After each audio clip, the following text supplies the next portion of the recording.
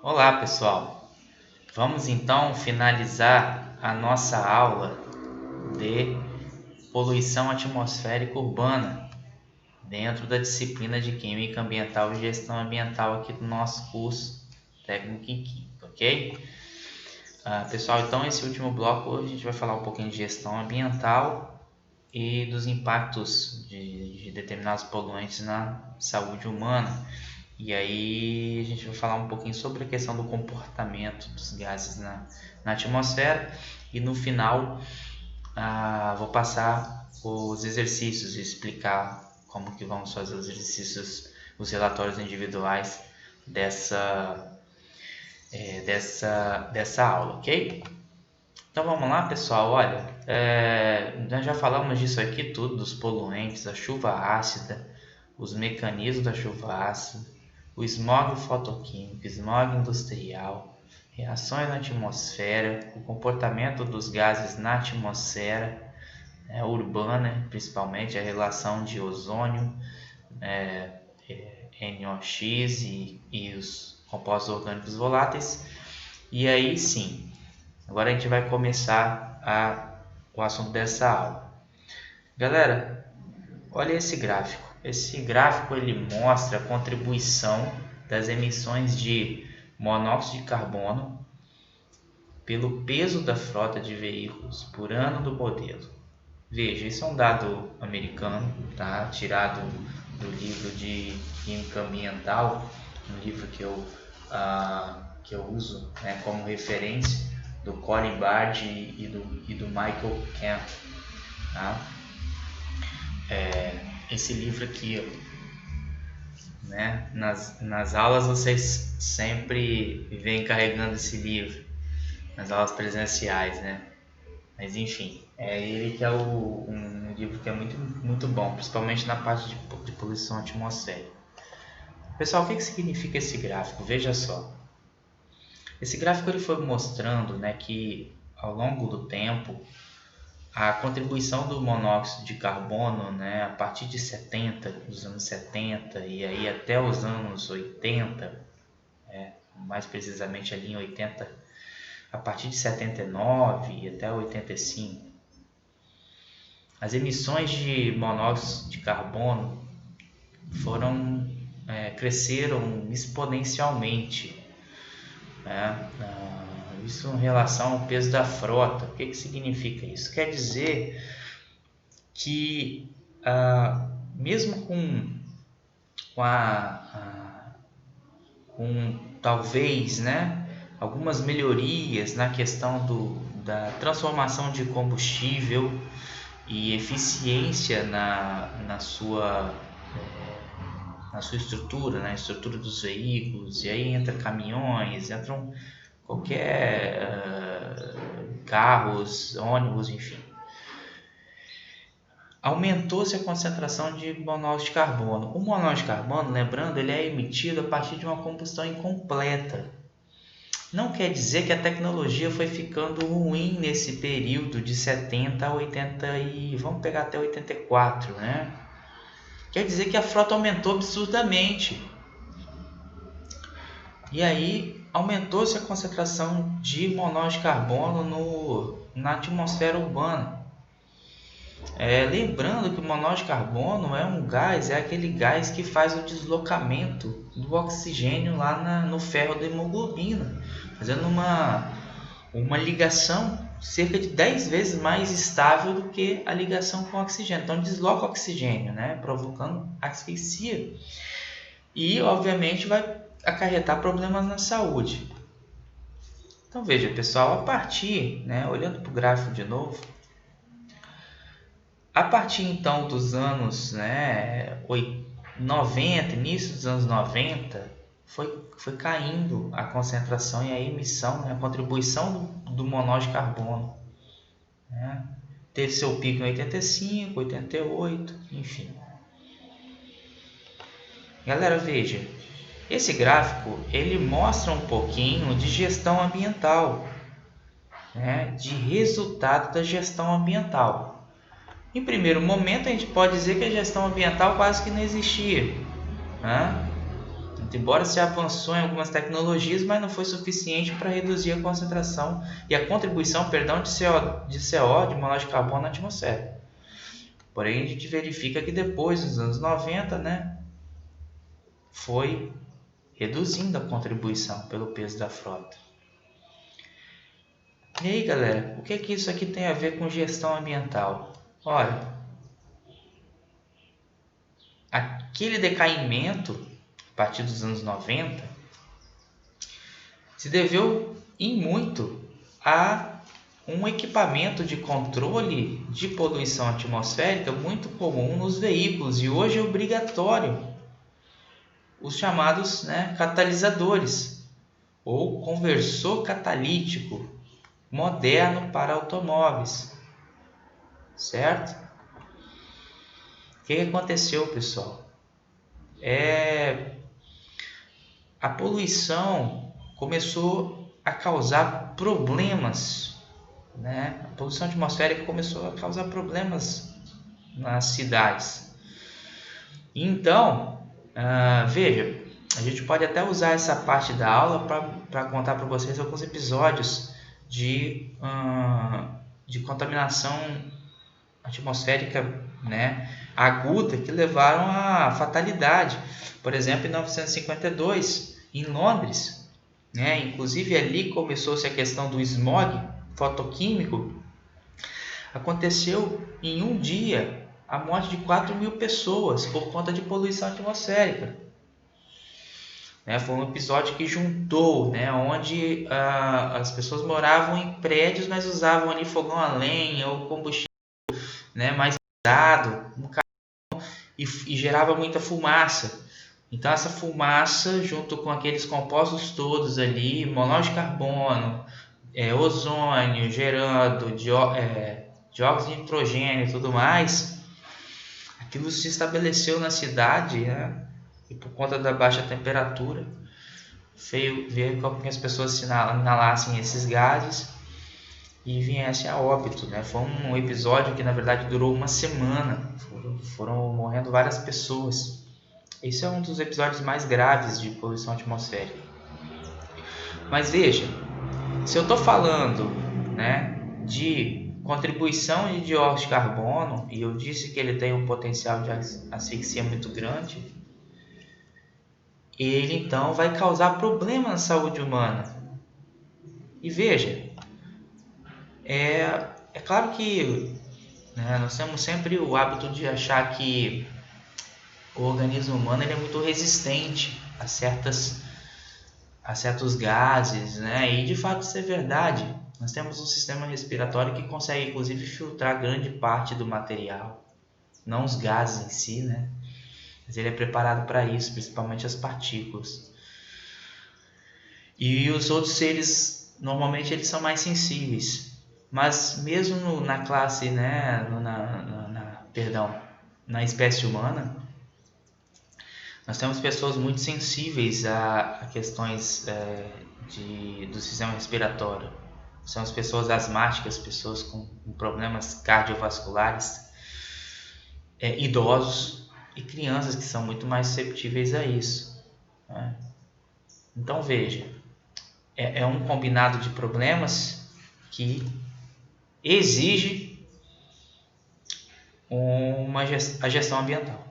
E a gestão ambiental veio com o desenvolvimento de catalisadores, que são equipamentos de controle aplicados para veículos e obviamente também aplicado para indústrias, certo? Em alguns casos. O catalisador então é um conversor. O que ele faz? Né? Olhando para essa tabela, esse gráfico do lado direito de vocês, veja, eu não coloquei a reação aqui, mas eu vou, né, já dizer que na verdade o conversor catalítico ele transforma monóxido de carbono em dióxido de carbono. Então, dióxido de carbono ele não é tóxico como monóxido de carbono, ele é um gás mais inerte. Eu tenho um benefício ambiental quando eu faço esse procedimento. Então, continuo emitindo carbono na forma de CO2, mas não na forma de monóxido. E o NO, né, NO2 ou NO, que é emitido na combustão incompleta também, porque o ar que vai, né, tem um oxigênio, que é o comburente, ele é convertido, o NOx, né, NO2 ou NO, ele é convertido em nitrogênio. Então eu tenho um benefício ambiental imenso ali, uma vez que o nitrogênio é um gás, né, inerte, praticamente inerte na atmosfera, né, em condições normais. Então veja, eu transformo o monóxido em dióxido e NO e NO2 ou NOx em nitrogênio. Tá? Então o catalisador fantástico, o princípio, né, de diminuir as contribuições de poluentes atmosféricos.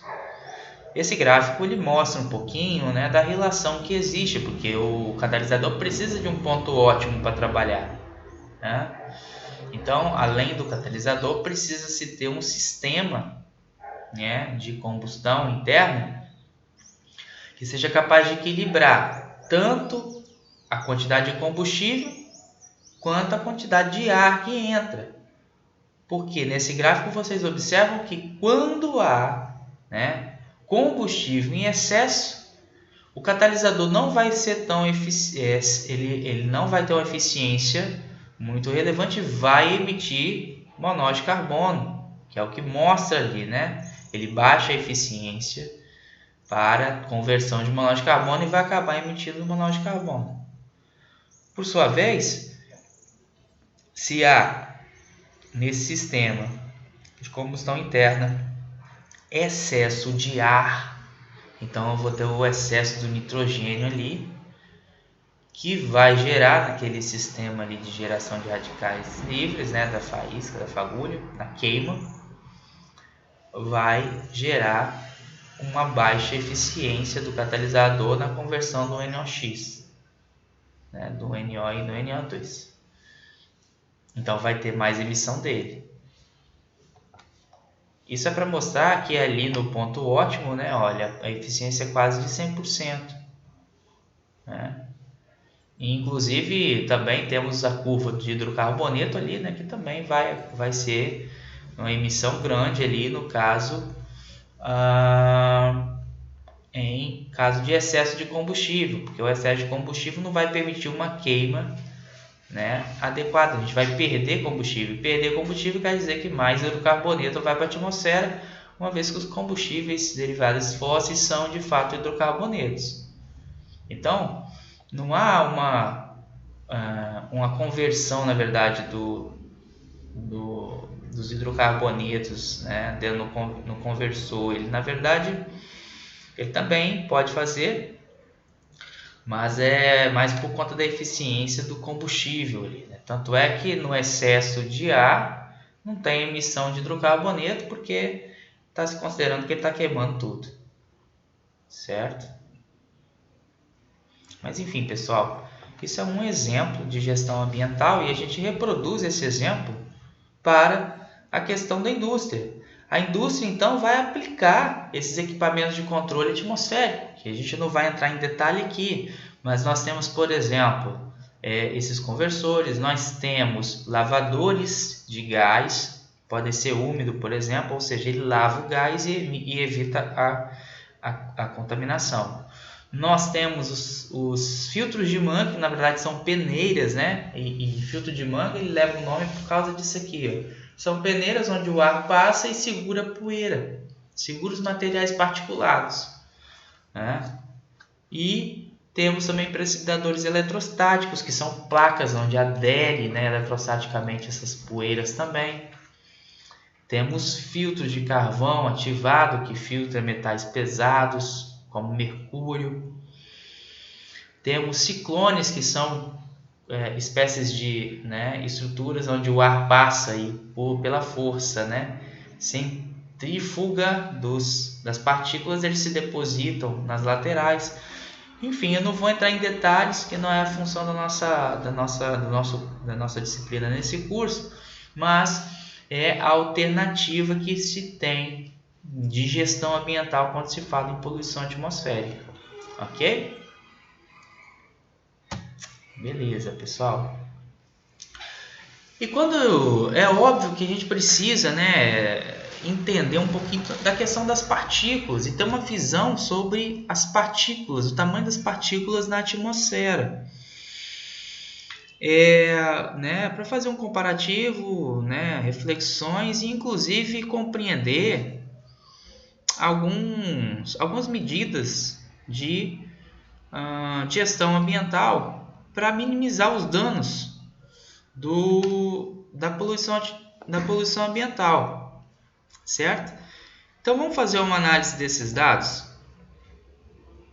Olha só, nós temos aí um gráfico, né, onde a nossa esquerda, né, nós temos um eixo ali do gráfico, à esquerda nós temos, né, um caminho para tamanhos menores, né, que variam em escala ali tamanhos maiores à esquerda, né, que vai variando em tamanho, que chega a 1 metro, né, 1 metro, né, ali no eixo. E à sua direita, nós vamos diminuir o tamanho das partículas, né? Nós temos partículas, né, com diâmetro menor, que caminham ao tamanho de 1 nanômetro, certo? Então nós temos ali uma faixa de 1 metro até 1 nanômetro, 1 metro à esquerda e 1 nanômetro à direita, certo? Ele apresenta um pouco diferente, né, esse gráfico, uma vez que é o contrário, né, que normalmente se utiliza, mas é esse o retrato. Ele quer dizer então que as partículas mais à direita são de menor tamanho. Então veja, pessoal, os gases normalmente, né, eles têm o diâmetro em torno de nanômetros. Os átomos, eles têm um tamanho, né, um diâmetro que é medido em angstrom, que seria o 10 a menos 1 nanômetro, né? Então, a gente já pressupõe que as partículas também têm tamanhos nanométricos. E daí vem o termo nanotecnologia, né? Nanotecnologia. São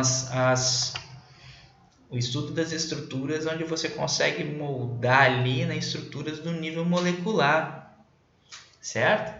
Então, os gases que não estão representados ali, tá, nesse gráfico, porque é um gráfico de partículas, não é de gases, os gases estariam ali, ó, naquele, né, basicamente girando em torno da direita ali, né, não, em torno de nanômetros.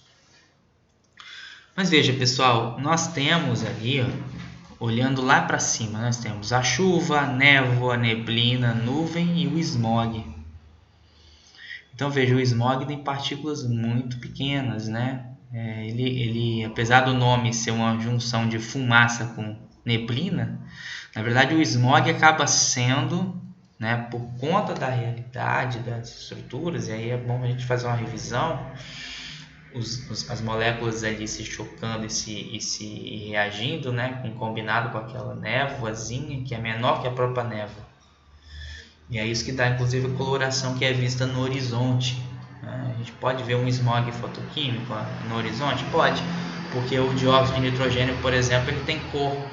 Então é justamente aquela imagem marrom, de coloração marronzada, né, que se dá no horizonte num grande centro urbano. Se deve muito a isso, ok? Então, veja, partículas menores para os smogs. Depois nós temos poeira de carvão, fumaça de cigarro, que tem tamanho, inclusive, né, próximo ali ao smog, mas o smog pode variar muito. As poeiras atmosféricas, que seriam os particulados, poeira de fundição também são particulados de tamanho diferente, né? Os sprays agrícolas utilizados para a questão de dispersão de pesticidas, e fumaça de óleo, que seria fumaça de uma queima, né, de um óleo, ou enfim, né, o eventual aquecimento do óleo, que gera uma fumaça um pouco mais pesada que a fumaça do cigarro. E ali embaixo uma comparativo com tamanhos biológicos como pólen, bactérias e vírus, que têm tamanhos menores na atmosfera. Inclusive o vírus ali está entre fumaça de cigarro, poeira, né, e o próprio smog. E pessoal, falando nisso, né, aproveitando as nossas situações de pandemia do coronavírus, por que né, se tem essa atenção redobrada na questão do contágio, né, pelo coronavírus? E por que assim, né, que se alastrou uma pandemia rápida que aconteceu no planeta? E é justamente, explica-se, a gente usa um comparativo dessa situação atual que estamos vivendo para nos referir à questão do tamanho das partículas. Os vírus, pessoal, eles têm tamanho de partícula muito pequeno. Então, eles podem ser carreados a longas distâncias.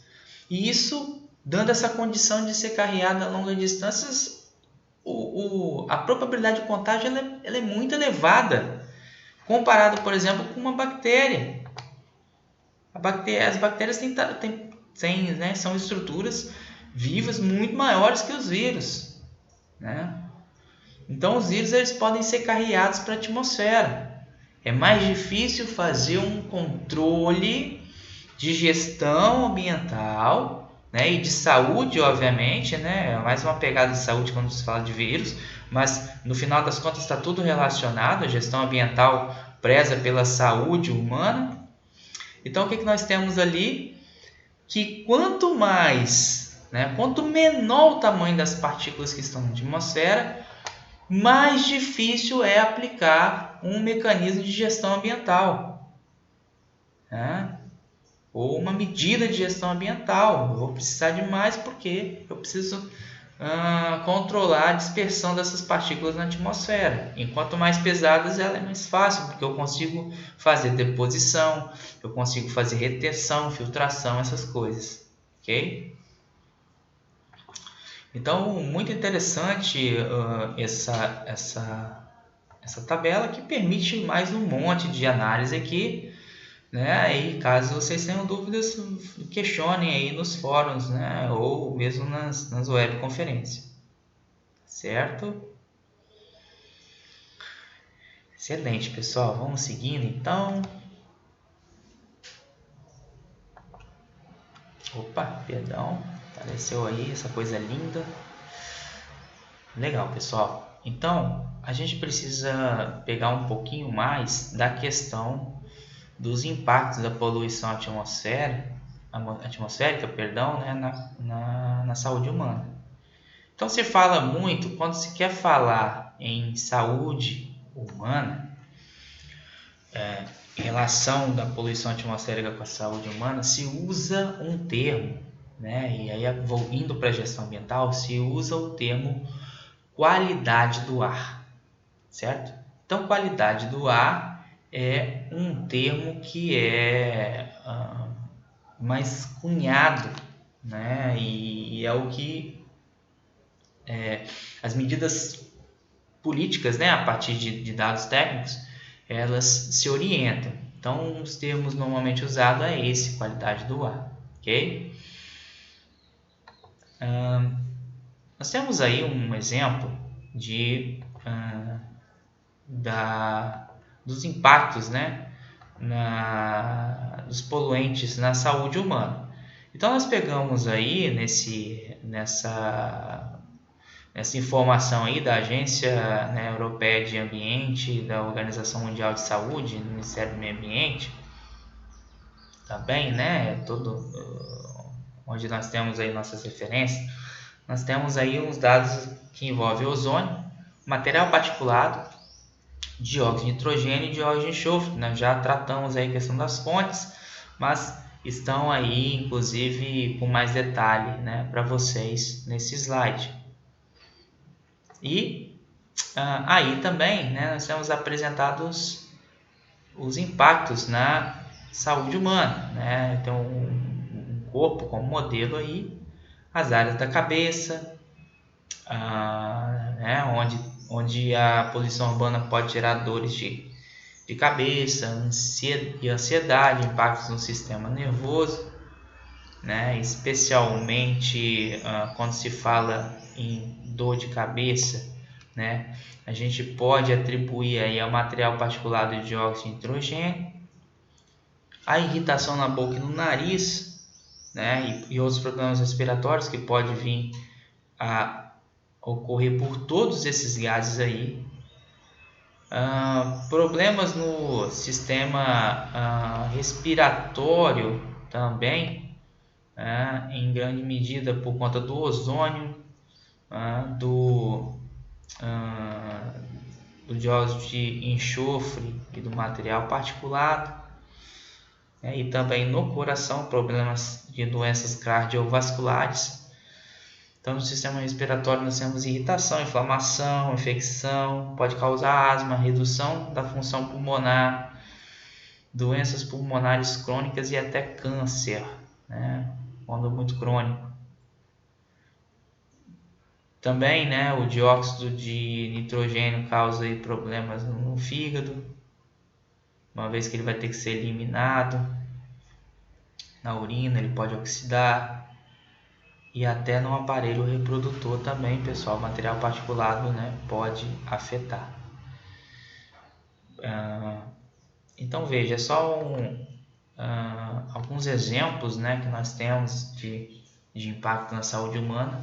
Lembrando que outros poluentes muito mais tóxicos, toxicidade muito maior, causam problemas também. E a gente tem que lembrar que os gases, os poluentes, eles não agem isolados, eles têm um efeito chamado efeito sinérgico, eles estão tudo ao mesmo tempo acontecendo ali, né? Fazendo o efeito na saúde humana, né? Provocando o dano. Então, né, potencializa ainda mais os problemas de saúde humana. E é muito importante, obviamente, aplicar mecanismos de gestão ambiental. Então veja, pessoal, normalmente, né, olhando para aqueles dados que nós vimos lá atrás, falando de gestão ambiental ainda, vamos voltar lá para mostrar esse dado aqui, né? Esse.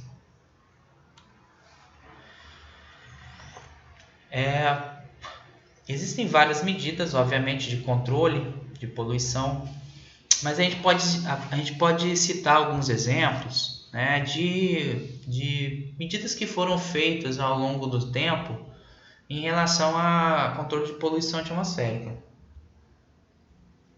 Veja, por que eu trouxe esse gráfico aqui? Na década de 90, mais na década de 80, foi muito comum, São Paulo adotou uma medida, que foi uma medida chamada rodízio de veículos. O que era isso? Por conta dos aumentos dos episódios de concentração atmosférica, provocada principalmente por veículos, São Paulo adotou um sistema em que aplicava-se um rodízio, onde alguns carros, né, com o final da numeração no controle da placa, né, eles não poderiam rodar em determinados dias. Então, por exemplo, placa 1 e 2 não poderia rodar na segunda-feira, placa 2 e 4 não poderia rodar na terça, placa 5 e 6 não poderia rodar na quarta-feira, e assim até sexta, né? A ideia era reduzir o número de veículos na cidade, emitindo CO2, enfim, tudo mais, mesmo usando catalisador, pessoal. Então, veja, as medidas foram adotadas, é lógico que isso é um tipo de medida que ela é um paliativo muito grande. Por quê? Porque muitas pessoas, o que aconteceu? É lógico que caiu a concentração, porque diminuiu o número de carros logo de cara. Mas com o tempo essa medida ela se tornou ineficiente. Por quê? Porque havia uma condição, né, de pessoas adquirirem 2 veículos. E aí, né, utilizar o outro veículo no dia em que não podia usar o veículo principal, digamos, né? E normalmente, pessoal, o que aconteceu? As pessoas compravam um segundo veículo, né? Um veículo de menor qualidade do que o veículo principal. E menor qualidade quer dizer que emite mais poluente, é mais velho, né? Mais antigo, emite mais poluente para a atmosfera. Por isso que, ao longo do tempo, né, não foi uma medida muito eficiente. O que aconteceu então, né? Aí que as medidas tinham que ser tomadas de maneira mais eficiente. O incremento do transporte público, uma priorização do transporte público, porque você, usando o transporte público, você tem uma emissão de poluente por pessoa menor do que não usar, do que usar o transporte privado, né? Isso é fato. Quantas pessoas cabem dentro de um ônibus, quantas pessoas são transportadas no ônibus e quantas pessoas são transportadas por um veículo. Por isso que eu trouxe esse gráfico aqui, justamente para mostrar que a ideia do rodízio tinha um fundamento, mas que não foi, obviamente, um resultado prático, uma vez que tiveram esses jeitinhos, né? Não teve uma mudança por conta da questão das emissões. As emissões, obviamente, elas vão se dar quando se diminui a quantidade de fontes, né? Por meio de transporte público, por exemplo. Ok? Beleza. Esse gráfico também traz um pouquinho de gestão ambiental, né? Ele passa a concentração, já mostrei na aula anterior, a concentração de ozônio nos Estados Unidos e, obviamente, né, algumas mudanças vieram a acontecer a partir disso. Né? Um grande ponto que a gente tem quando a gestão ambiental ela é, por exemplo, endereçada de nível nacional, como aconteceu na questão do ozônio, é que ele permitiu, por exemplo, a relocação de algumas indústrias ou orientação de algumas indústrias, né, fora de um eixo único. Né? Se a gente tem ali o Nordeste dos Estados Unidos, que é, né, historicamente mais industrializado, as emissões de ozônio, então, as concentrações de ozônio, né, porque o ozônio é um poluente secundário, lembrando, elas são muito altas, então isso pode orientar a política na questão de deslocar a construção de instalações industriais que gerem poluição atmosférica e também adotando medidas de controle mais restritivas naquela região de maior concentração de ozônio. Né? Então, vai se determinando medidas de acordo com a realidade nacional, certo? Orientando construção em locais onde a concentração de ozônio é menor e aplicando medidas de maior controle, né, e exigindo medidas de maior controle onde a concentração está mais alta. Isso se faz, obviamente, certo? Excelente, pessoal. Então a gente finaliza. Esse assunto é muito bacana, eu particularmente gosto, mas nós temos aqui que nos conter para poder passar para vocês o essencial. Lembrando que nós temos os nossos fóruns e as nossas webconferências.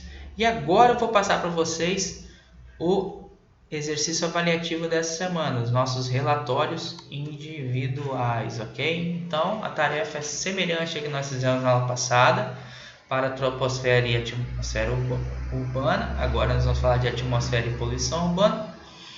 Então, elaborar o relatório, procure fazer em formato de redação dissertativa, quando for possível, tá? Com a resposta da questão.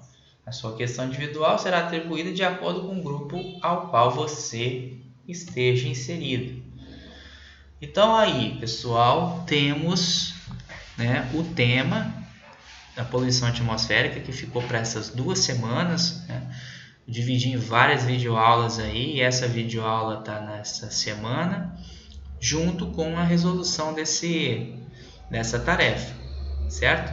Que nada mais é, voltando, o relatório individual.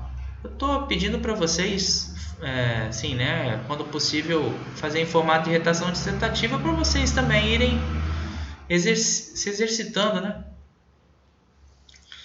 até para que vocês vão se preparar aí, né, os exames do Enem, e é sempre importante aprimorar a capacidade de escrita de vocês, né, de dissertação argumentativa. É isso que a gente quer aqui no IFES, né? Enquanto professor, a gente quer aguçar isso de vocês, exercitar vocês bem para cumprir bem esse papel de relatar argumentos no meio da escrita. Excelente, vamos lá. Então, nossa aula de poluição atmosférica urbana, poluição atmosférica urbana, impactos dos combustíveis veiculares industriais, chuva ácida, poluição urbana, smog fotoquímico, olha quanta coisa, hein? E esse trabalho foi produzido, né, pelo Grupo Amazônia, do 3A e do Quinte 3A e o Ecogado do Quinte 3B. Então eu separei as questões norteadoras, peguei um pouquinho da impressão de cada um deles e também coloquei as minhas, certo? Então vamos lá, pessoal, ó. Os subtópicos, né, ou as questões norteadoras estão ali na tabela, e os grupos, respectivos grupos. Então, explique, né, o primeiro ali, explique por meio de reações os fenômenos do smog fotoquímico e smog industrial, escrevendo a diferença clássica entre eles, as diferenças, né, clássicas entre eles. Ficou com Carro Andara e Amazonas. Então, pessoal, é claro que quando eu falo para fazer um texto dissertativo, uma redação dissertativa, estou pedindo para vocês mostrarem as reações. Tem como, é só vocês, né, na sequência ali apresentarem, como se fosse fazer um documento de apresentação, mas agora tem as reações ali que vocês vão colocar, né? Tranquilo, sem problema, o importante é que vocês tenham a parte escrita também para explicar.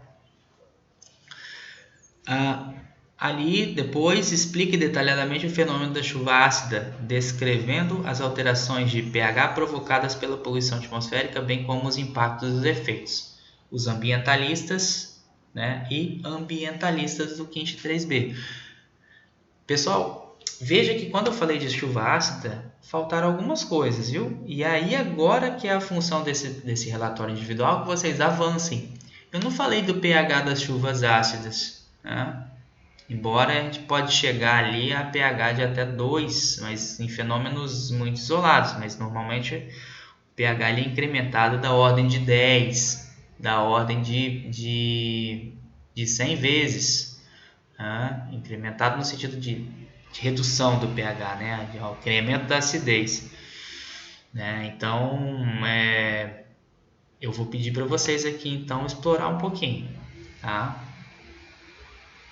Depois, terceiro, descreva os impactos dos poluentes na saúde, categorizando os efeitos de acordo com cada um dos poluentes atmosféricos. Aborde também aspectos de gestão pública empregada para minimizar os impactos da poluição atmosférica na saúde humana. Essa aula trouxe bastante sobre, né? Ficou com Vitória Régia e Gaia, mas eu queria que vocês avançassem também, né? Trouxessem novidades da gestão ambiental aplicada aí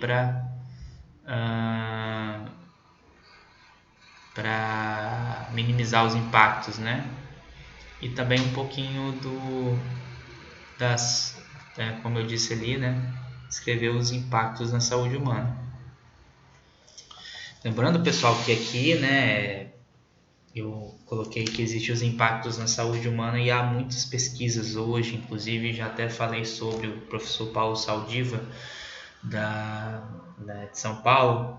Ele tem várias pesquisas que demonstram, inclusive, o grau de morbidade, né, de crianças e idosos, o número de atendimento em unidades de saúde de crianças e idosos em episódios de contaminação maior e aguda na atmosfera, em certos horários do dia. Então, por exemplo, pela manhã ou no final da tarde, quando os veículos estão, né, nos horários de rush, tem mais emissão atmosférica e às vezes, né, nas situações de inversão térmica também. Então, veja, pessoal, são informações que orientam a questão da gestão ambiental também, né? O aumento no número de impactados, crianças e idosos mais sensíveis à poluição atmosférica. Bem, a questão 4. Expresse algumas reações que ocorrem na atmosfera urbana, como os gases NO2, ozônio, dióxido de enxofre, o peroxacetilnitrato e o metano.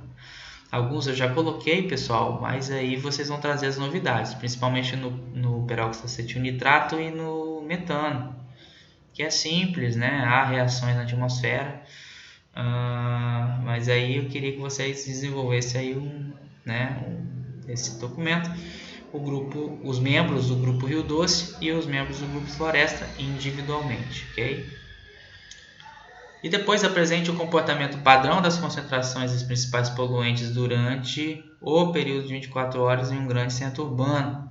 Falamos muito nisso nessas aulas aqui. Vai ficar com ar, demosfera e lixo tóxico. Legal. E por final, veja pessoal, essa última pergunta eu trouxe na contribuição de um dos grupos aí, mas eu queria deixar claro para vocês que isso é como se fosse assim o nosso pezinho no próximo assunto, tá? Do assunto da outra quinzena, que vai ser efeito estufa e aquecimento global. É um pezinho. Mas eu queria que vocês fizessem e atendessem esse comando, né? Essa questão norteadora, com um olhar na poluição atmosférica urbana. No seguinte sentido, os gases bovinos afetam mais a atmosfera que os gases liberados pelos automóveis. Descreva uma dissertação argumentando e apresentando o seu ponto de vista, abordando inclusive aspectos de gestão pública empregada para minimizar os impactos da poluição atmosférica no meio ambiente e na saúde humana. É claro que eu não falei nada de gases bovinos e o termo foi cunhado pelo grupo, tá? Mas seriam os gases emitidos, né, pelas flatulências dos animais, dos bovinos, né, e outros, enfim, mais pelo gado, né, porque de longe aí a atividade pecuária de longe uma mundial, né. Hoje no Brasil nós temos mais boi do que gente, por exemplo. Então, existe uma contribuição da flatulência pelo metano. E o metano também é um gás derivado fóssil, né? O gás natural. Então, nós temos ali o metano como principal. Mas aí é a questão da discussão em relação à poluição urbana. E é claro que também o grupo, o Rio Doce e Floresta ali em cima, que vão falar das reações com metano, aqui vale a pena falar um pouquinho também, né? Mas aí eu queria que vocês dessem um ponto de vista sobre a questão da contribuição ali desses gases, né? E fizesse uma pesquisazinha.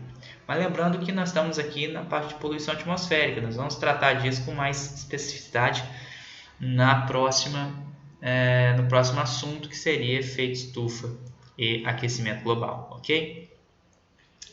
Tá certo, pessoal? Tá ali, eu já coloquei os slides também. De novo, estou à disposição de vocês nos meus telefones, nos e-mails, no fórum, no AVA e nas webconferências, ok? Um brigadão, bons estudos e um grande abraço a todos vocês, viu?